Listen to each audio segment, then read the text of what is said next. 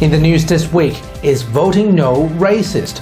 Why a prominent First Nations leader switched from the no to yes camp. A WAIRC News exclusive. Firefighters ramp up their battle for better pay as the nursing union faces a record fine over last year's strike. 15-year-old alleged school shooter faces multiple charges, prompting further push on firearm legislation. Suresh Rajan weighs in on the Indian Prime Minister's trip to Australia, and later Dr. Andrew Miller's comment. This is The Evening News with Ivan Loom and Maliva Thorne. Good evening. As the Voice to Parliament debate continues, the No campaign has lost one of its major grassroots supporters in Western Australia. During an exclusive interview with WAIRC News, First Nations leader and grassroots activist Mervyn Eads reveals why he went from a no to a yes regarding the divisive Voice to Parliament debate. In candid moments, Mr. Eads says Australia's Indigenous communities have unfinished business to settle. Mervyn, thank you for joining me. Lots of things have changed then now with the no side starting to gain momentum. Something very interesting I've realised that has happened is that you have switched sides from almost a no, which I think that you're happy to admit that you almost a no? Absolutely. So you were almost a no from the beginning. Now you're a yes person. Yes. What changed since then? Well, watching the Prime Minister's announcement when him and the Indigenous parliamentarians got up and spoke about it all together, and some of the wording, some of his wording and that, and I seen within him that he was genuinely wanting to recognise our people in the Australian Constitution. What makes you switch from a no person to a yes person?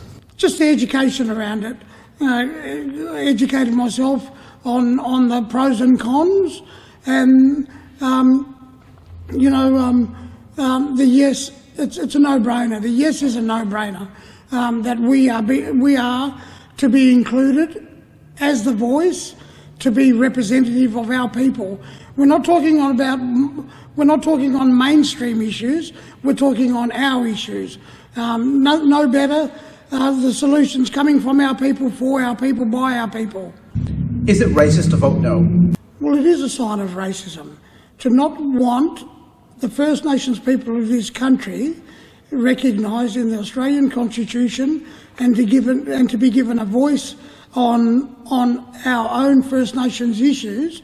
For wider Australia to vote no, yes, it is racist. So people choose to vote no because no is still gaining numbers, and if the trajectory continues, it will be no. Now, some people argue saying that Australia's going to end up like South Africa. Is it that extreme?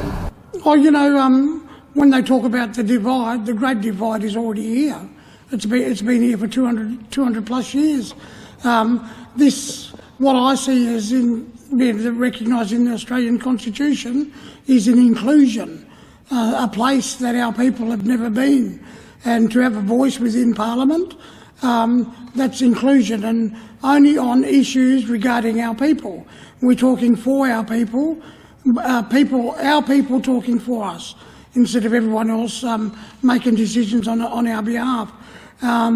What the voice is going to give us is an insight, because as I see it, we have always been window shopping from the outside, looking in while everyone else makes decisions on behalf of our people. But we have a lot of unfinished business, so much unfinished business that we need a voice within. When we have a look at all the issues of, the closing the gap targets and all of those things, well, to close the gap and targets, we have to be included in the conversation.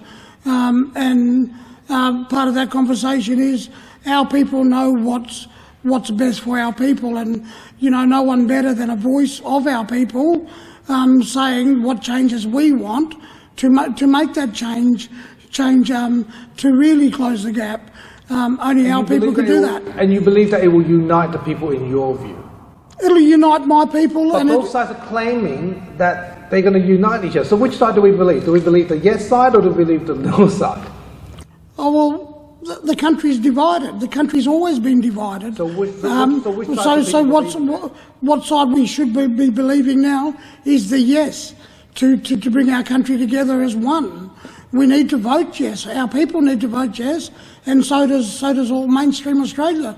The divide has gone on for too long, and we need to come together as one Australia, and our voice being included in Parliament and to be recognised in the Australian Constitution.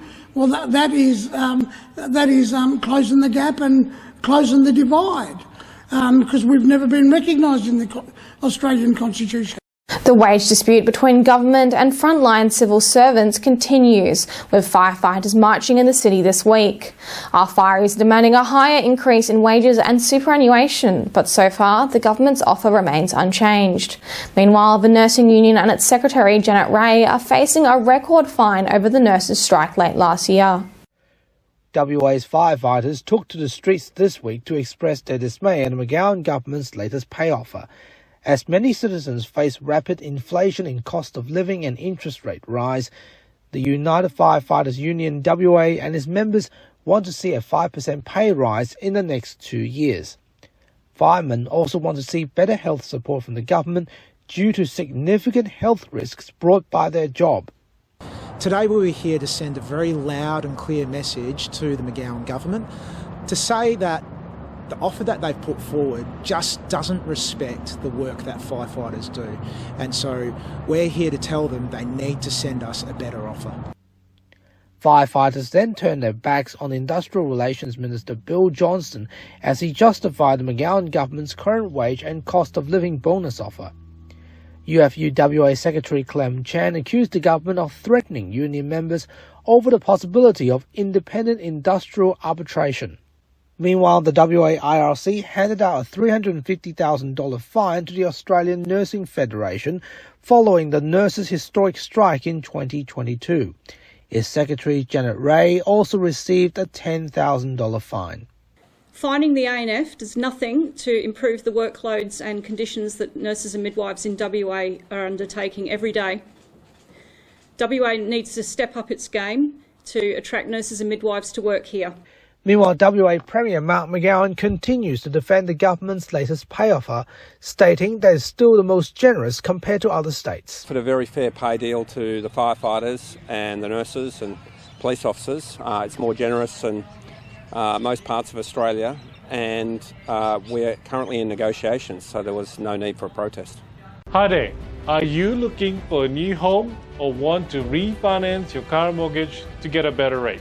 At AA Finance Solutions, we have the expertise and knowledge to help you to find the right loan for your needs and budgets. Contact us today. Let us help you to make your home ownership dream a reality. AA Finance Solutions, your local mortgage broker. WA police have laid charges against a 15-year-old boy after a school shooting incident in Two Rocks this week. The 15-year-old went to a school and allegedly fired a shot in the school's car park. Authorities stated that no one was hurt and all staff and students at the school are safe. Following the incident, police released body cam footage to the media showing the arrest of the 15-year-old boy at the scene. WIMA News understands the alleged shooter was a former student of the school. The issue has again highlighted gun ownership laws in Western Australia, with Premier Mark McGowan emphasised guns should not exist in any school and the government is committed to firearm reforms. He also praised the teachers and students at the school for their bravery.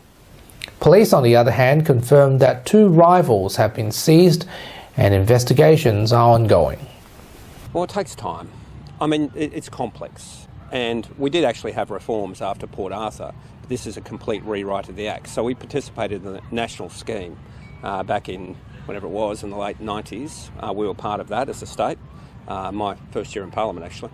We were part of all that as a state. But in the time since, the numbers have grown because people have used, I think, loopholes in the existing laws to get firearms. Now, we're going to close those loopholes.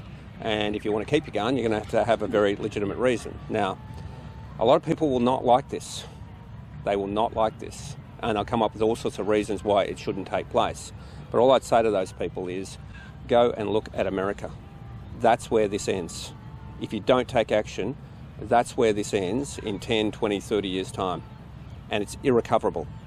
A 30-year-old woman has been charged over an alleged stolen car chase across the Perth metro area. The incident happened at 10:30 on Friday morning when rapid apprehension squads saw a stolen white Isuzu MUX travelling on Scarborough Beach Road in Osborne Park. Authorities revealed the vehicle was stolen from a Bassendean home on Friday the 19th of May. The car was allegedly used in several cross-metro stealing offences. Police officers turned on their emergency lights and sirens, but alleged the accused driver failed to pull over and continued to drive through several suburbs, including Mirrabooka, Cannington and Perth areas. It will be further alleged the car was driven recklessly at speeds well over the limit, crashing into several other stationary cars and ramming 2 police cars. Police confirmed a 30-year-old Beachborough woman has been charged with multiple offences. She appeared at the Perth Magistrates Court this weekend. New bus lanes will be built on Albany Highway as preparation work for the Armadale Rail Line shutdown proceeds. The 1.2-kilometre bus lane and road changes will apply on Albany Highway, Shepparton Road and Welshpool Road next month.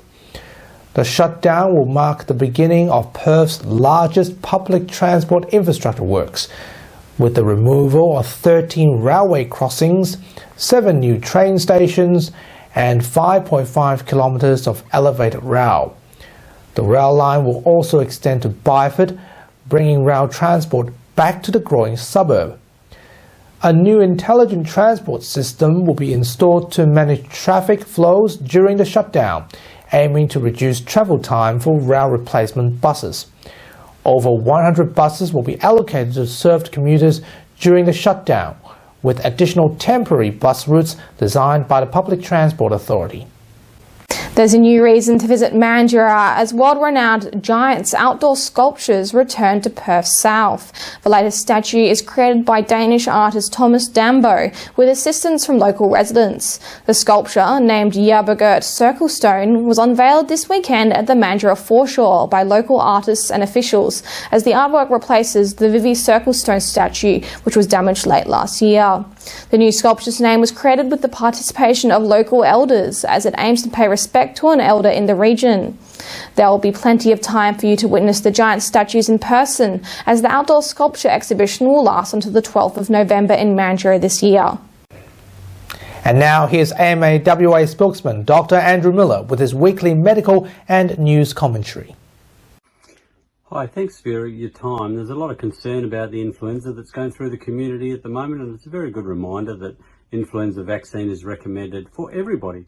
It's provided free to certain paediatric age groups and other populations that are more at risk of bad outcomes. But it is time to get the influenza vaccine now, and if you haven't done so, it'd be a good idea. The mixed messaging around vaccination, particularly for COVID, hasn't assisted in this regard. We know that in many places in the world, USA, Canada, and many countries in Europe and Asia provide COVID vaccination for everyone, and that prevents the more rare but still serious outcomes that occur in very young children and babies. So again, it's time for the government to update our advice in regard to COVID vaccine, make it simpler, bring it into line with other countries which have similar experience to us, to prevent those occasional rare but very serious outcomes, and also potentially the load of long COVID, which hasn't been taken into account in the vaccine settings yet in Australia. So we would heavily encourage the government to reconsider and to give these TGA approved vaccines to people that at the moment we have to travel overseas to get for our children from the ages of 6 months through to 5 years. In the meantime, get the vaccines that you can get. Remember that anti-vaxxers don't really exist. There's about 10 of them that have very noisy keyboards out there and put up a lot of fuss. But when push came to shove, well over 99% of our population rolled up their sleeves and got on with it. The people who don't want to have vaccines because they think there's some conspiracy or there's some risk-benefit that is in favour of having the disease rather than the vaccine, there's just no credible science behind that. Thanks very much for your time. And that was Dr. Andrew Miller's comment. Well, the Giants certainly look impressive. Ivan, are you going to go visit them anytime soon? Perhaps one day. I mean, Mandra's still a very long drive from the city, of course. But having said that, though, we got all the way to November, as you've seen earlier reports, so definitely give it a try. We'll recap this week's top stories again in just a moment. Right now, here is Madeline Lombardi with Western Perspective. Thanks, Ivan and Melly. Welcome to Western Perspective. I'm Madeline Lombardi.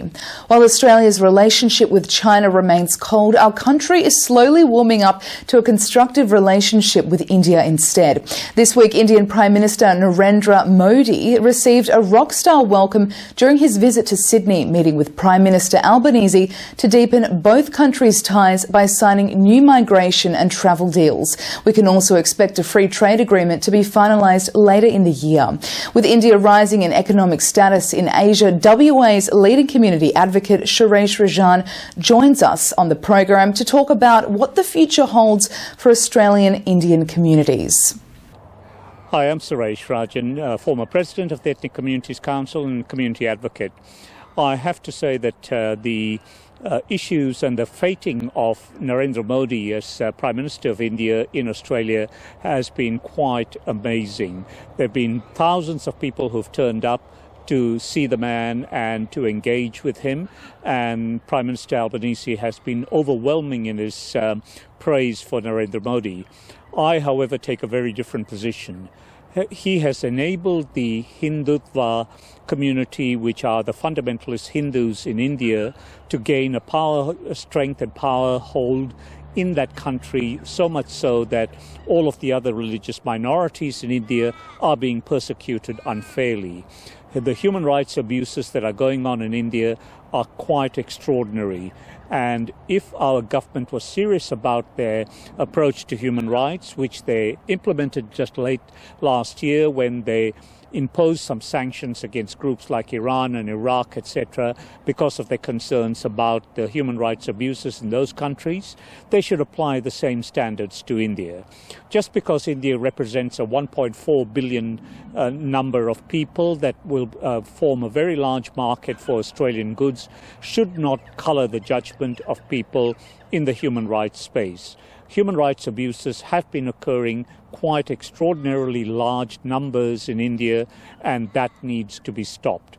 So unless the people like Prime Minister Albanese, Penny Wong, etc., start to take some action against people like Narendra Modi who allow these abuses to occur, we will never be able to have a proper human rights culture in this country or around the world. So we have to do a lot more work in terms of our relationship with India. I don't have a problem with us supplying goods to them.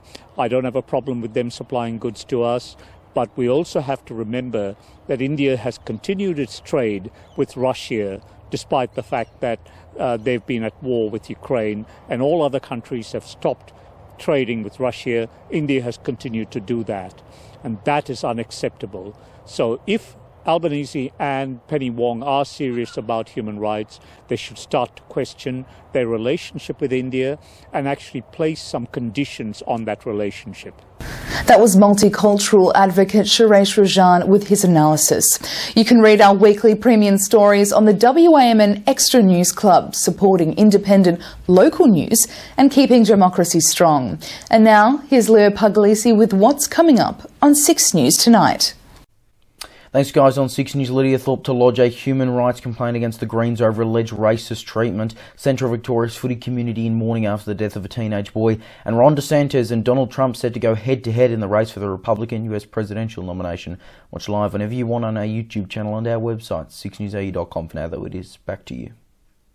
Thanks for that, Leo. And that's all from Western Perspective for this week. We'll be back with you next Sunday. Until then, Ivan and Melly, it's back to you two. Thanks, Maddie. And that's our weekly news and current affairs. We have the latest news on our website, wamnnews.com.au. Don't forget to subscribe to the WAMN Extra News Club so we can continue our work in the community. Full details on wamnnews.com.au/news/extra. From Melly and myself, wish you good health, good night. See you next Sunday. Thanks for watching.